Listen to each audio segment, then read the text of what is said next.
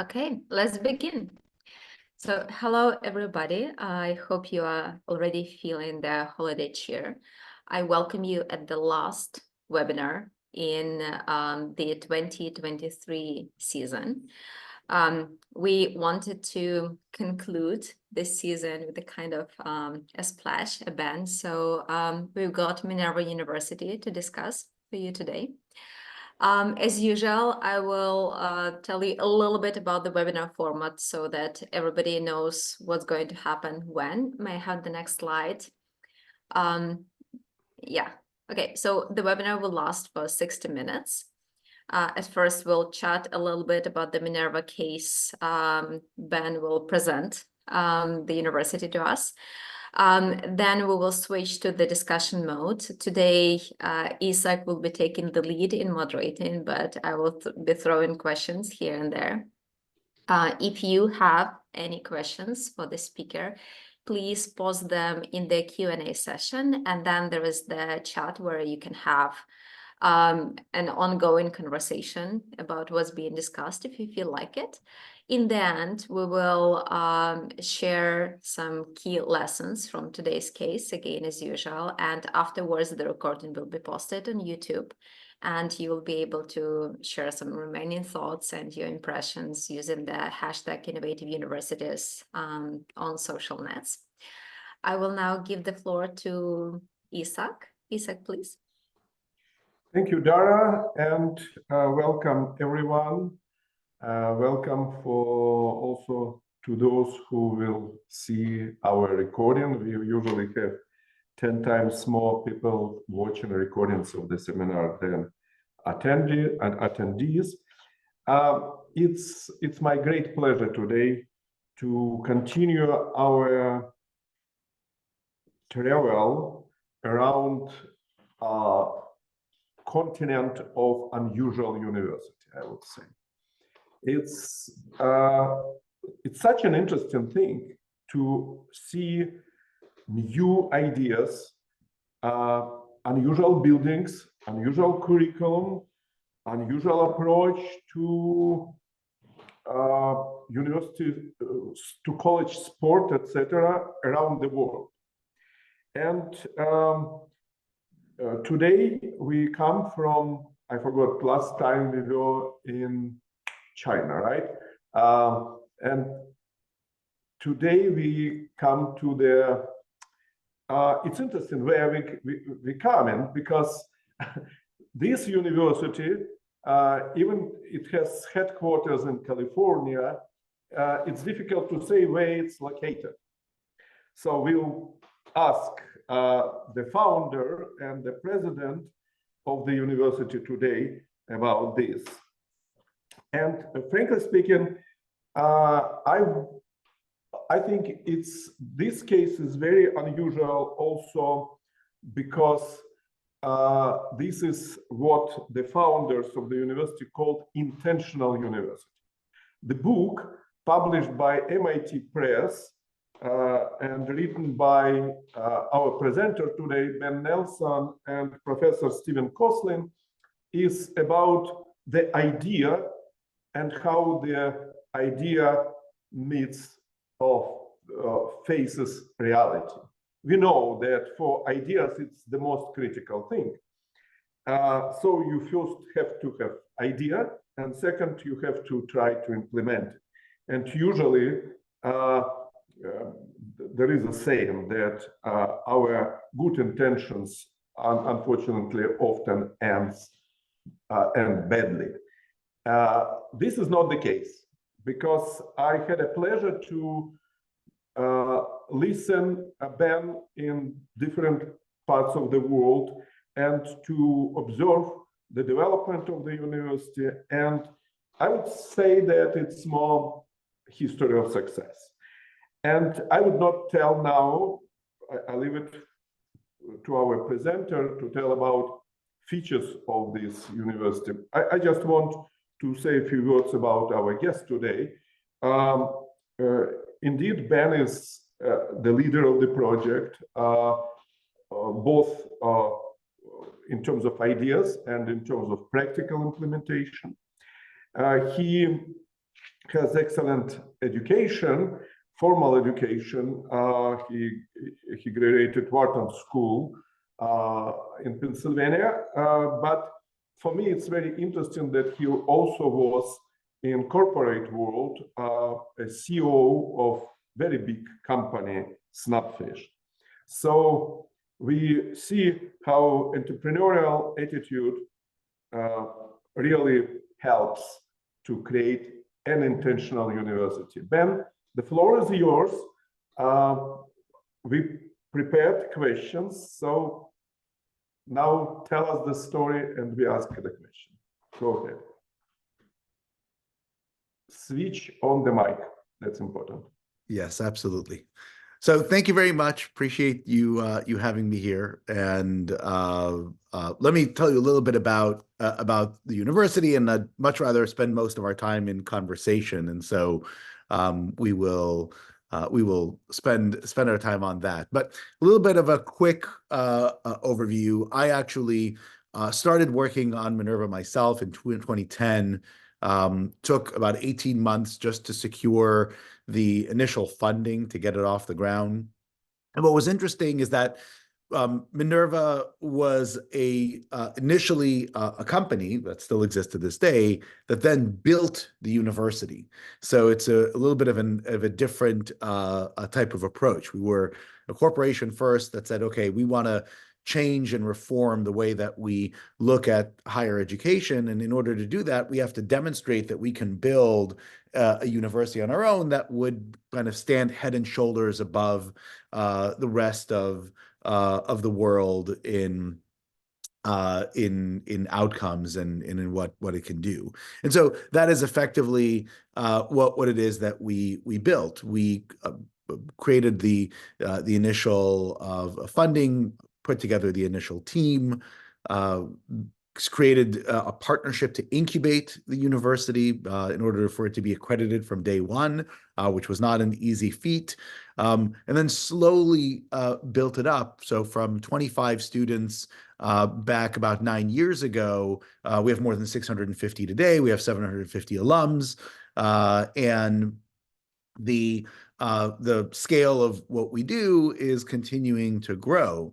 At the same time, the real broad impact of Minerva University and the Minerva project overall is bringing other institutions into the fold and spreading the approach that Minerva has to others.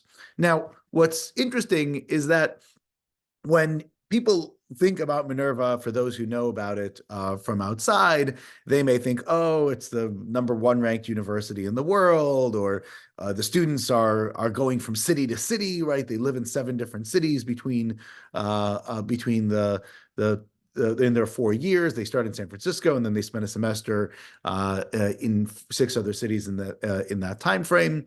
But that's actually not what really matters about the Minerva model. In fact, when you look at our implementations at other universities, not one of them uses a global rotation.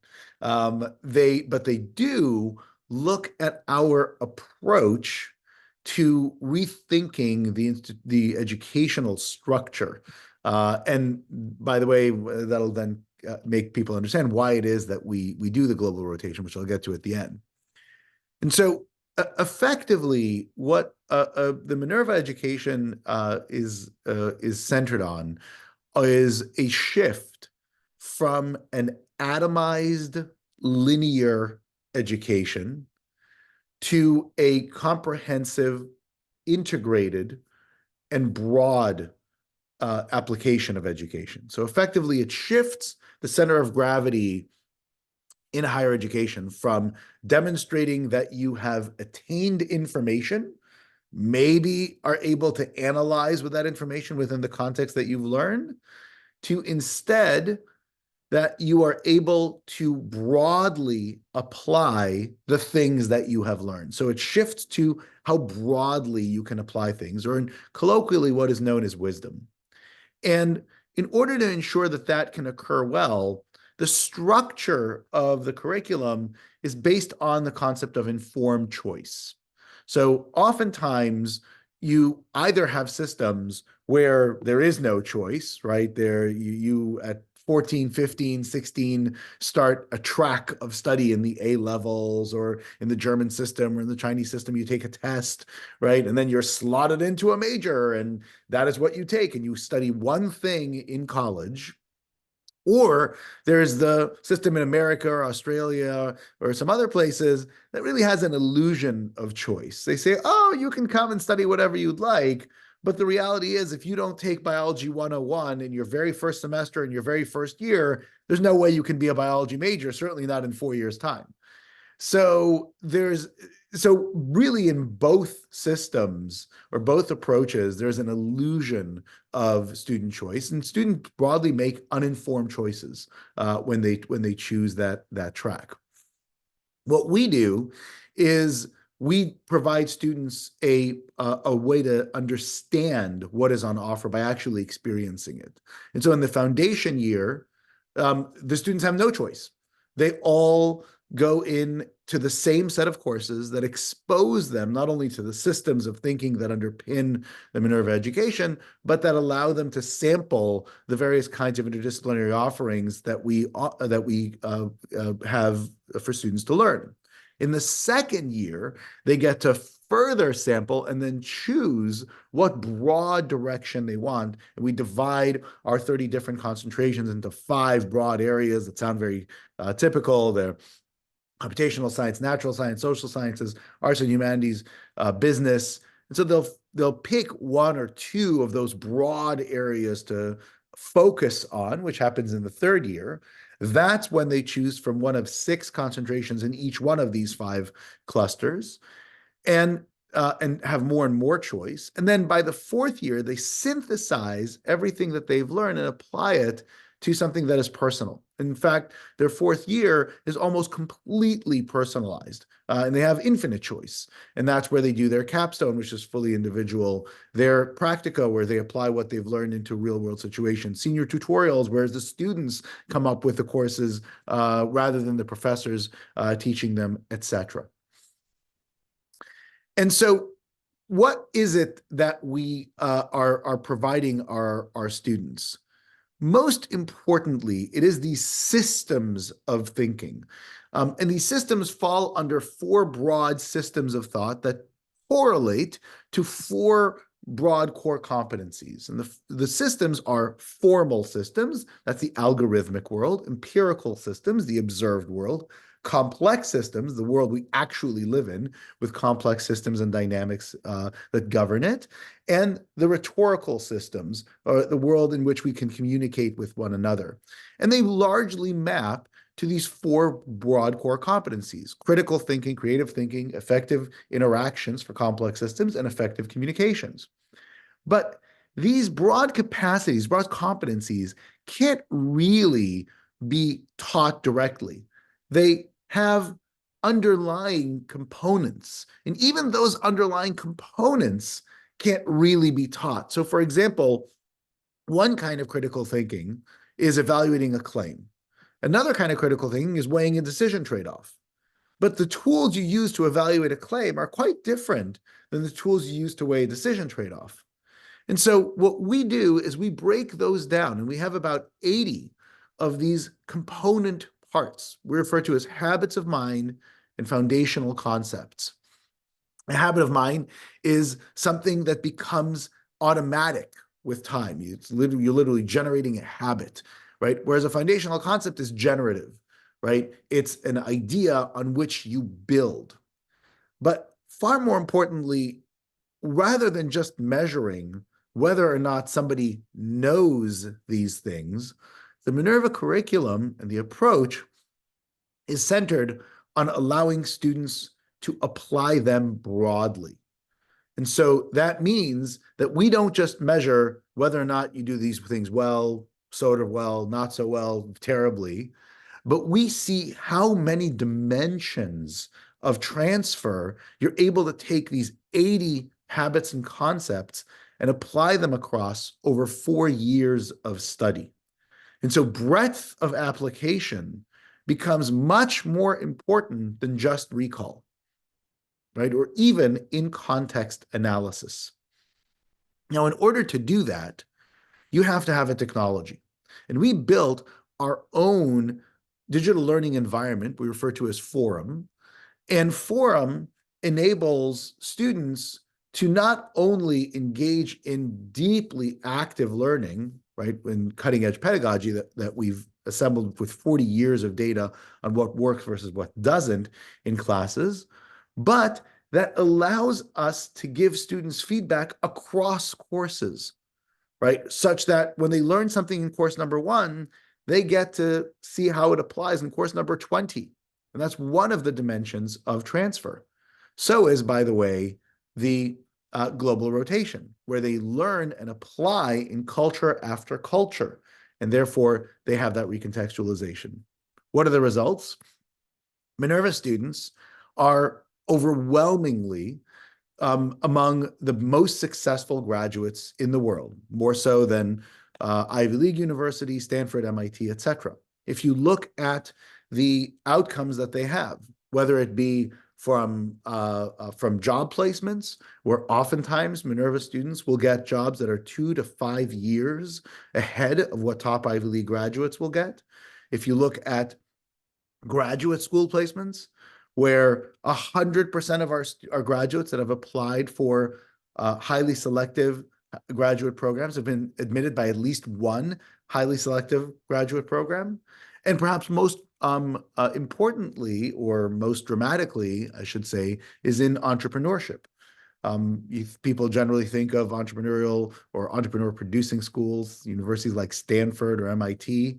Less than 1% of graduates of Stanford or MIT will ever become founders or co-founders of funded startups. At Minerva, 12% of our graduates have become founders or co-founders of funded startups. And our first graduates graduated less than 5 years ago. So just to give you some perspective on how dramatic that difference is. Perhaps the most dramatic is when you look at where our students started when they came in. So an incoming Ivy League class will have about 13% of the student body coming from households making less than $50,000 a year. At Minerva, it's 60%. So we have better absolute outcomes with a student population that is 5 times more socioeconomically representative. So that's the very quick 15-minute overview. There's a 400-page version, as Isaac was saying, on building the intentional university, and that's actually just version 1, because that book is now was published about 6 years ago. So that's the quick overview, but hopefully we can have a deeper discussion and talk about it then. Yeah, thanks. It's fascinating story. As a higher education professional, I don't understand, and this is my first question, how to where to find professors to teach, frankly speaking. Yeah. I had different question. I planned different question, but now again, I think about this radical curriculum innovation. And yeah, who are your teachers? Who teach these system, complex systems, whatever empirical and formal analysis, right? Something and like rhetorical, that. All 4 different kinds of systems, exactly. Yeah. Who is supervising? Who are they? Project? Yeah. Who are these people? Yeah. So oftentimes when people encounter Minerva, they'll ask us there are 2 questions. One question is, where do you find your professors? And the second question is, where do you find your students? How do you find students that are able to have such amazing outcomes? And we explain, we don't find them, we make them. And so the reality is that you cannot find a Minerva professor in the wild, or if you can, it's a very, very bizarre, unique individual. We wouldn't be able to find them. The key is you have to train them, right? And you have to give them the tools to be able to execute on a Minerva type of curriculum. Same thing as with the students. You have to teach them, right? And so what's involved? First and foremost, there are certain professors that are more open to a Minerva type curriculum versus those that will not be. And by the way, this is actually turned out to be a little bit counterintuitive. So obviously, the professor who thinks of students as a chore and hates them is not going to be a good Minerva professor. They're not going to be a good professor for anybody, but they exist, right? They want to be in the lab, they want to do their science, they want to do their research, and they teach undergraduates because they're forced to by their university. They hate every second of it. We don't want them. Nobody wants them, but they should be doing their research and not be committing terrible things upon their students. So that's obviously one extreme. But there is another extreme, which is professors that have been largely rewarded by the current system. They're the ones that often get great teaching awards, and students say, "Oh my God, these professors are amazing." Now, what's fascinating is when you look at the evidence. Student learning outcomes are inversely correlated with a professor's teaching awards, how good a professor is on student evaluations. Now, that's kind of fascinating. Why is that? It's for two reasons. Number one, students generally give positive ratings to professors who are easy, who aren't demanding. You're not demanding, you don't learn very much.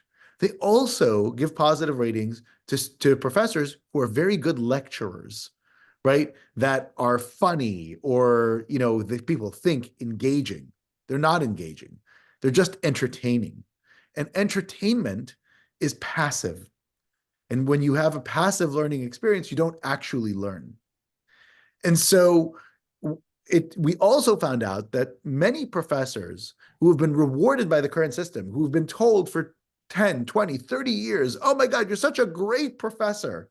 It's very hard for them to unlearn the practice of lecturing, right? And so we would much rather find professors that are much more flexible or open-minded and that are much broader in their approach as opposed to being very, very narrow. But then we train them. So we provide them training on fully active learning, training on how to do class management and engage students, and we provide them, I think perhaps most importantly, with a centrally designed curriculum and lesson plan backed by Forum, backed by our technology that enables them to give feedback as part of a larger whole. And so rather than thinking about a professor's job is to take 1/30th of the curriculum and make it up from whole cloth and deliver it in whatever way they want, instead, we think about a professor as 1/30th of a team that is there to develop the educational outcomes of the student.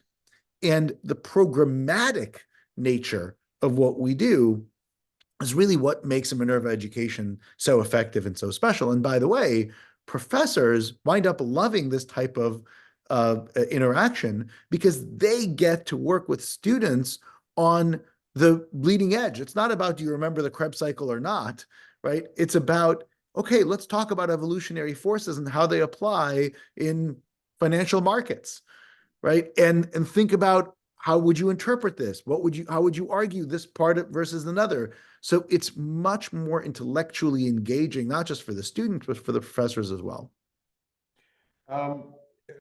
Related question, and it will help me to highlight the differences between Minerva and traditional university.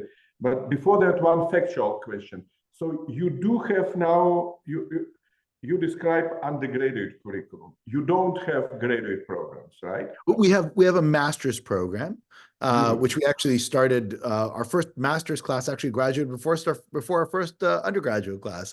It's a master's in decision analysis, but we haven't launched a PhD program yet. But really, would be the same principles as the master's plus a PhD program. What we don't have is we don't have professional schools. So we have graduate programs, what's involved there, but we don't have professional schools. So for example, we don't have a school of dentistry or a veterinarian school. Those are not areas that we've ventured into as of yet, though with some of our partners, we are exploring building professional programs as well.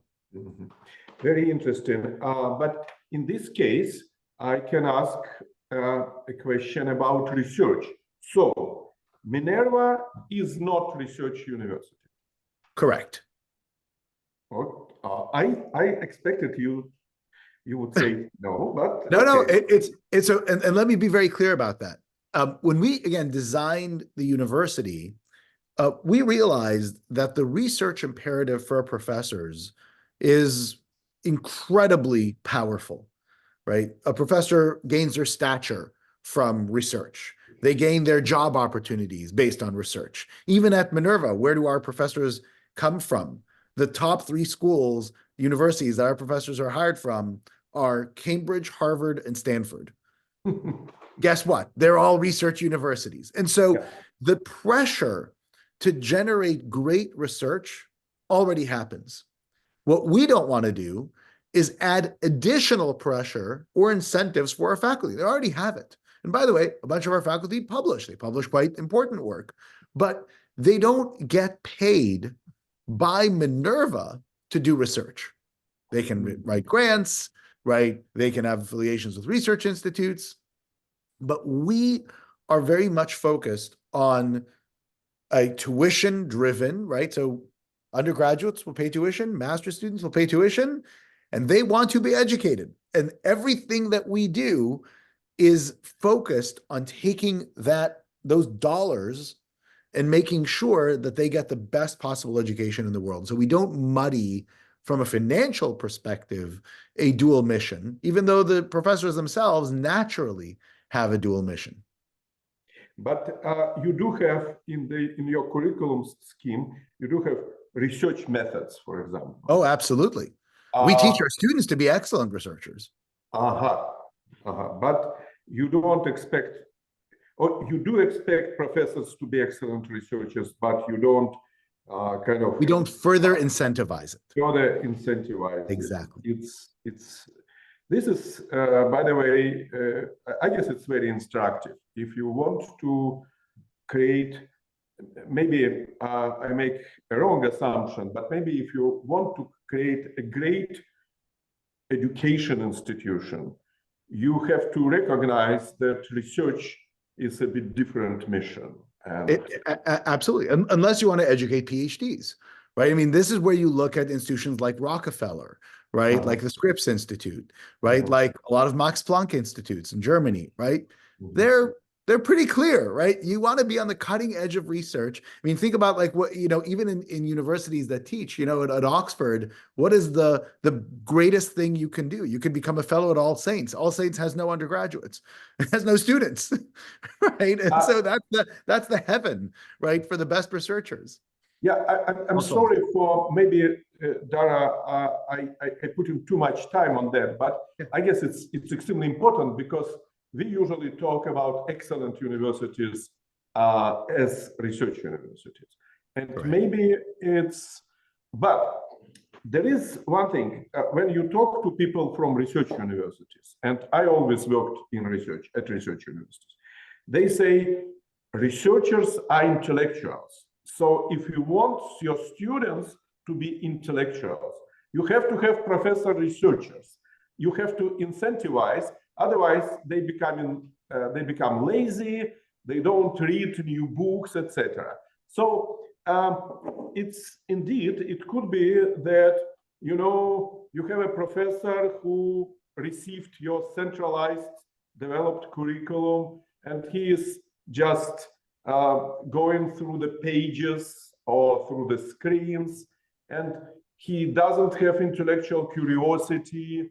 So yeah, if that were true, then universities should all abolish tenure, right? Because the minute a professor gets tenure, right, usually in their early 30s, right, maybe they say, okay, you have the incentive to become a full professor as opposed to an associate professor. Fine. So in your late 30s, early 40s, you have no more incentive to do research. And so if you're just going to be lazy, right, at that point, then tenure is a terrible system. I think tenure is a terrible system for other reasons.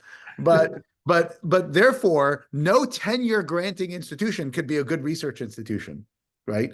And that is obviously not true, because every great research institution is a tenure-based system, right? And so the reality is that once you find individuals, and by the way, this is one of the reasons that we do bring our professors from some of the best research universities in the world, because intellectual curiosity, the ability to ascertain fact versus claim, etc. Oftentimes, when people look at our curriculum, our own professors, they say, well, I've never learned all of this thing, but the parts that I have learned, I learned in graduate school. I didn't learn as an undergraduate, right? So you want that intellectual curiosity, you want that systematic thinking, and that unfortunately usually comes much later on in educational training, rather than happening in the early days as we do it. Okay, sorry, but the last point then. Yeah. So again, I've got people with intellectual curiosity, but and very important that you mentioned that they still publish. They still publish, but maybe. So I just want to check my hypothesis. Maybe they don't rush for the high impact journals. They just maybe those are people who want to share their ideas in newspaper, magazines, blogs. I mean, we not only have professors. I mean, we had in our second class, we had a sophomore that had a paper co-authored with a professor, but that he was primary author on, published in Nature Correspondence. So, and we've had many examples like that since. So again, I think the incentive is built into the profession, right? And, when we have a professor that we hire that may be in their, early 30s, they may not be at Minerva for their, 30 years, right? And so they want to make sure that they continue to bolster their CV, that they continue to be marketable. And that's, and so we haven't seen a need to press on that incentive just because it's already there. So the final simple question: you don't have a tenure? No tenure, absolutely not. Okay, that's practical thing. Yeah. Okay, then I changed. I encourage our participants to put questions to Q&A section, but I do have further questions. You had very interesting title of one of your slides. It says 4 years of intellectual development. Yeah. So isn't it too late to have I guess probably, Ben, tell me if I'm wrong, that this is your main intention, to create an institution for undergrads that has an aim of continuous intellectual development. Am I right? That's exactly right. So what if you're talking about development, 4 years? How would you see these kind of stages of the development? Yeah. Did you think about that? Yeah, absolutely. So maybe I kind of zoom out a little bit and then talk about this particular magical period. So if you really think about it, at least for us, we classify human beings as 6 distinct creatures. There is the newborn human, right? The roughly 1 to 3 year old, 1 to 2.5 year old, where, learning is, a primordial explosion, right? And they're sponges and they learn pretty much anything they get in contact with. There's the young child, right? Roughly the prepubescent 3 to 10 year old, 4 to 10 year old. And that human can learn an enormous amount. It's why when you introduce language at that age, people can become native speakers of that language, right? They don't have to be born into it. It just has to be before puberty, and they can learn a language without showing an accent or what have you. And that learner is, again, able to learn new systems of thinking, for example, new languages, but they don't understand systems thinking, right? They absorb it, right? And it's only the benefit of being multi-systemic that comes later on in life. But that's really that part. They're not able to do layered thinking. Then there's the pubescent human, which is a research black hole, and nobody actually knows what you're supposed to do with those creatures. And so I have one at home, and so you basically have to keep them safe and not to screw them up too badly. And then there are the latter three, right? And those are the post-pubescent humans. So there's the post-pubescent high brain plasticity human, which is really the magical time, really the most magical time since the very early childhood. And that is because from the ages of 14 or so through 25, your frontal lobe is developing, your brain is still firing on all cylinders, your neurons are rewiring in fundamental ways. And in that era of human life, not only are you able to do layered, complex thinking, but you're able to easily absorb new frameworks of thinking, right? And so it's really an amazing time for intervention. Then there is the low plasticity post-pubescent human. That's adults, right? We're still capable of learning. We're still capable of changing the way we look at the world. It's just harder. It's slower, right? It takes more time, right? Teaching the old dogs new tricks. And then there's the demented human, and that's, the last phase of life, and that's also a different world. I don't know anything about that. Our world is the post-pubescent human, right? It is somebody who needs systematic construction, who understands complexity, who can apply it in transferable ways. And we started with the undergraduate years because they are both an ideal framework to start. It's in that high plasticity zone, and it is a beacon that other people look to, right? When you look at elite American and British universities over the last 200 years, they set the standard for which other universities around the world followed. It is whether we like it or not, it's how it was. The German universities had that factor in the 19th century, but it was the British and America that really dominated the 20th century and even much of 19th century thinking. If you look at great high schools, people don't really follow them, right? They're kind of islands. And so we started with university education. Now we actually have a high school curriculum as well. And so we're pursuing a high school program in parallel. But we started with undergraduate education specifically because of that. And the 4 years are really marry into this kind of idea of provide foundations, enable a student to get direction, get them to focus, and then allow them to synthesize. And that process of going through that intellectual development married with a perspective of, again, a uniform curriculum going all the way to a completely personalized curriculum and being ready for each of those stages happens to work in a 4-year time frame. And so it both connects well with the system of undergraduate education, especially in the American model. It works well with intellectual development. It's in the right time of human brain development, and therefore it all kind of comes together in a neat package. Thank you. I guess it's a really powerful thing. In fact, when you look at, for example, kind of descriptions of universities, I noticed this. They rarely show you the student's journey. They call it student journey, right? But they rarely show you the student journey over the years. So what happened with the students?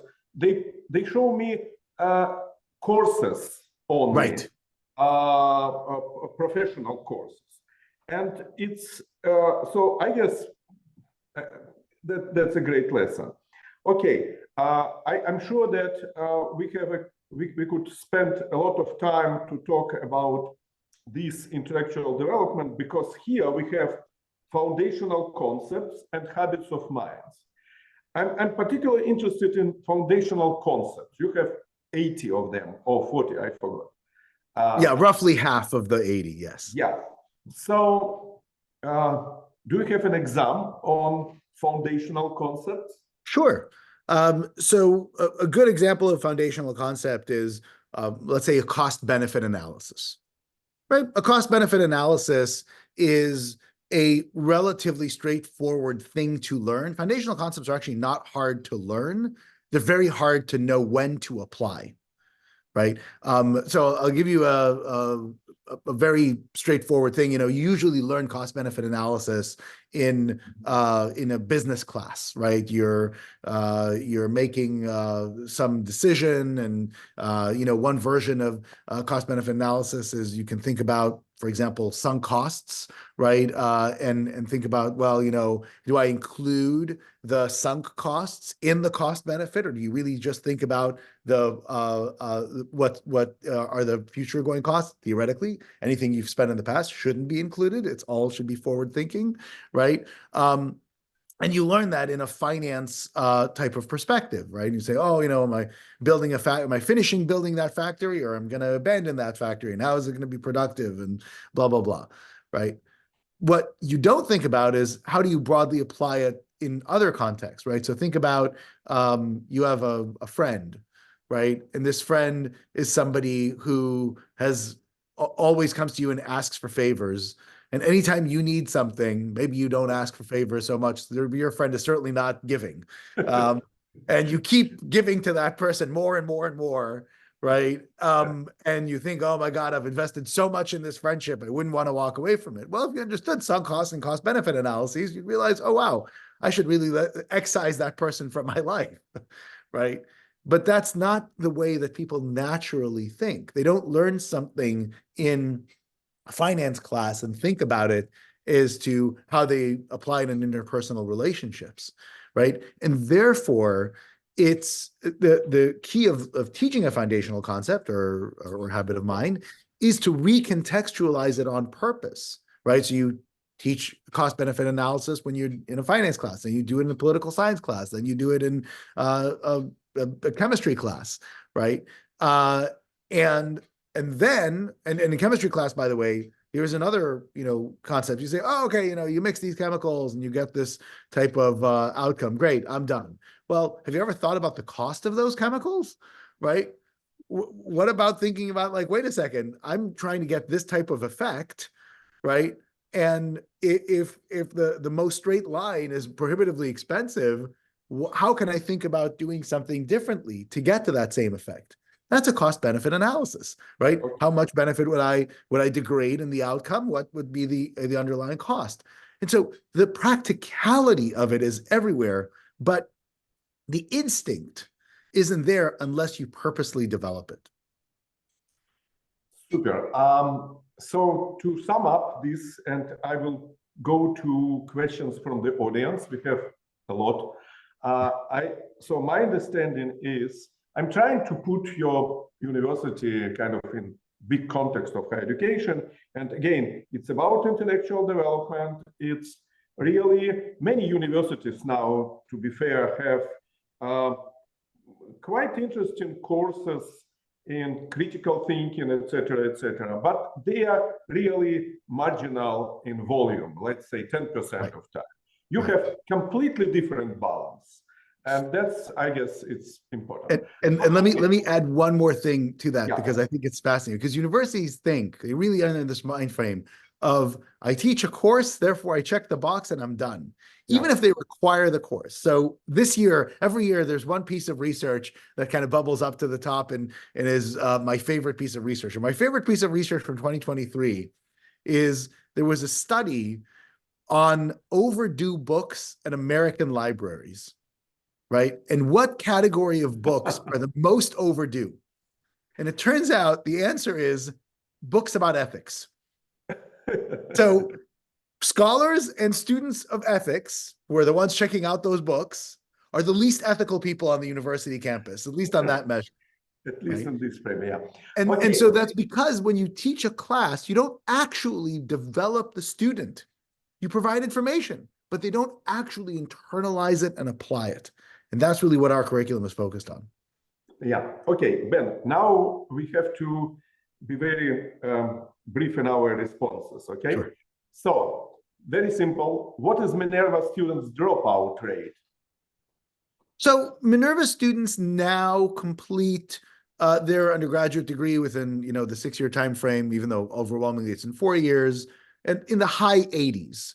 So we have about 12, 13% or so that don't complete in that time frame. Some actually, we have a couple of people who are on the 7-year path, so we don't count them. They take some time off, but we do also flunk out some students, and we issue Fs, and that's very important for us. Okay, do you see Minerva as an American university or as international university? And how international is your student body? I'm currently talking from one of the most international universities in the world. We have 86%, and you? Yeah, we're at 90. So we're a little bit higher internationally, but it's basically the same thing. Yes. But we're 90% non-American. And we have and I think no other country is in the double digits. So it's very broadly distributed. Mhm. And in fact, I think even in even the US now is maybe even 9%. So I don't think we have a single country that's in double digit percentage of our student body. And I'm sorry, there was a second part of the question. Yeah, is it American university? Or Oh, it's American. Yeah. So it is an American university. We are accredited by, the same accreditors that accredit Stanford and Caltech and Berkeley and Pomona. So we are by definition an American university, but we are a globally located university, and we serve a global student body. Okay. You have already alumni, and one of the questions is, do you build community of alumni that connected with current students' body? What are the interactions? We try. So our alums are very close with one another. In fact, I was just in Ho Chi Minh City, whatever it was last week, and got together with a group of 7 alums. And what was fascinating, of the 7 alums, only 4 of them were Vietnamese. And there was one American there, a Taiwanese student, an Indian student who were in Ho Chi Minh with the various Taiwanese students, various Vietnamese students, that is. And I was in town, we went to dinner, and so they all kind of came together. And so the community is very, very, very strong. And of course, they have connections with students at the university as well. But the reality is that much of that is organic. We don't do enough, I would say, to intentionally connect the alums with the students, even though they're naturally connected. Okay. Now you are talking as a CEO. Yeah.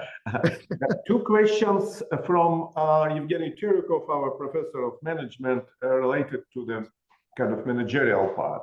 So first, what are the relationships between Minerva University and Minerva project? And the second, you have very sophisticated student journey. We just discussed it, and capstone projects, etc. So, what are the roles in Minerva compared with traditional university? You have professors, tutors, program directors, managers. Yeah, absolutely. So just very quickly, maybe I'll do the second one first, because it's actually quite easy. The roles of Minerva University are actually very standard. There are professors, there are deans, provost. There are student experience individuals, and that's probably the more interesting flavor, who are people on the ground that are in charge of the local immersion of the students. But there's mental health, and we have a coaching and talent development staff, which is like career services, but a little bit more hands-on in that sense, et cetera. So it's relatively similar in the functions. Now, there are a ton of functions we don't have. Right. And so we don't have a bunch of the administrative bloat that is traditionally there in universities. We don't have intercollegiate athletics because the students travel. And so if they want to play sports, they just do intramural sports. We don't have facilities outside of our residence hall, so we don't have to do facilities management. So there's outside of the residence halls. So it's a much slimmer type of overhead in that sense. Now, the relationship between Minerva Project and Minerva University, Minerva Project built Minerva University. So all of the intellectual property, the curriculum, the lesson plans, the technology, forum, the methodologies and how to teach, how to train professors, the Minerva brand, all of that is owned by the Minerva Project. And we effectively not only paid to build a university, we continue to donate to the university to this day. So the university is really a beneficiary of the intellectual property of the corporation because it demonstrates to other universities what it's like. So that's how it's related. Thank you. You mentioned cost. There is a question about how do you address socioeconomic diversity? You mentioned that you have higher socioeconomic diversity than Ivy Leagues. How you manage that? They have endowments for that. And we do not. And so it is bizarre that we are both the poorest and the most generous, highly selective university in the world, which is a terrible combination. We are reliant on the generosity of a very small number of very wealthy, very generous donors. And we've just been incredibly blessed and humbled by the fact that they do that. But without their support, we wouldn't be able to serve the student body that we serve. It would be literally impossible. Okay, clear. So it's important to have rich friends. Yeah, Dara, you wanted. I know that now your turn to ask questions. Yeah. Okay, I've got full 7 minutes. I feel delighted with such generosity. So Ben, our tradition is to finish the webinar with an advice for universities who would like to follow our speakers' universities model, at least to some extent. So yesterday I was racking my brain on how to phrase it in the most challenging way possible for you. And here's what I've got. So what are some of the cheapest, easiest, and fastest ways to upgrade somebody's university using your model? And as an addition to this question, what would be the wrong way to go about it? Yeah, that's very simple. The cheapest, fastest, and easiest way is to actually work with us, because we've done it and we have made every mistake that you could imagine. The worst way of doing it is to say, great, I'm going to put together a committee of my faculty and they're going to figure this out. They will not figure it out, right? The hardest thing for us to do is to re-educate really to uneducate our professors, right? Because they go back to what they know. They go back to form.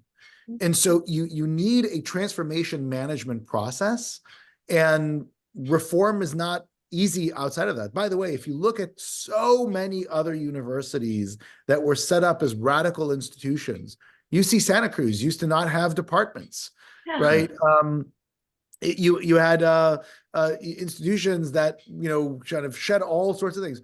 UC Santa Cruz is like every other university in the world right now. It looks exactly the same. There's no difference. So left to their own devices, people will revert to norm, right? And it's hey, we wrote a 400-some page book about It was the recipe. How do you build a Minerva? It's all in the book, right? We've sold, I think now 7,000 copies in English alone. It's been translated into Chinese, Japanese, Korean, right? There isn't a second Minerva anywhere in the world that we didn't build, right? So it's, you can try the cheap way. It's, whatever, $40 on Amazon. Enjoy, please buy it. It's not sufficient. Fair enough.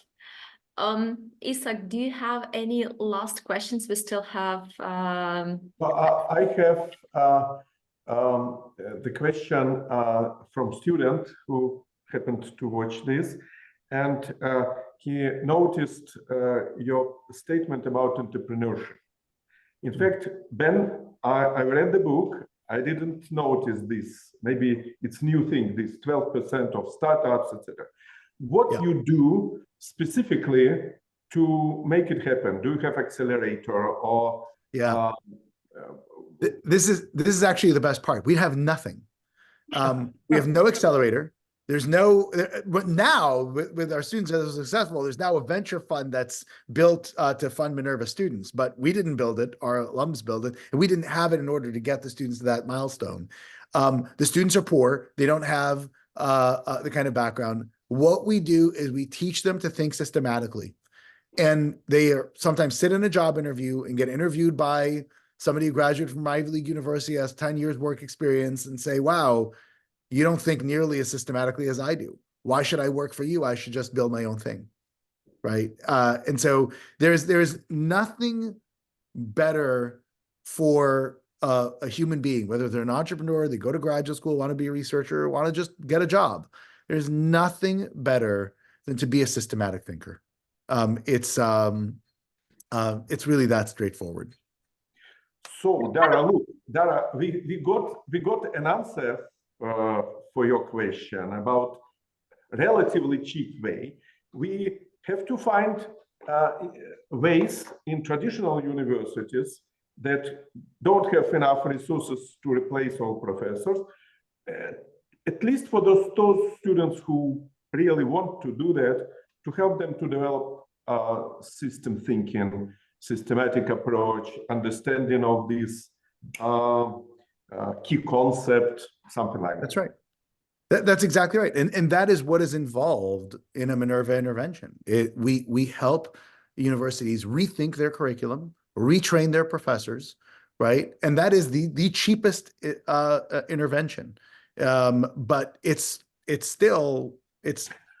not that cheap, right? Because it still requires, in the grand scheme of things, it's infinitesimally small compared to a university's budget. But it is a real project, and it requires, more so than financial resources, commitment from the leadership of the institution on down to embrace that kind of transformation.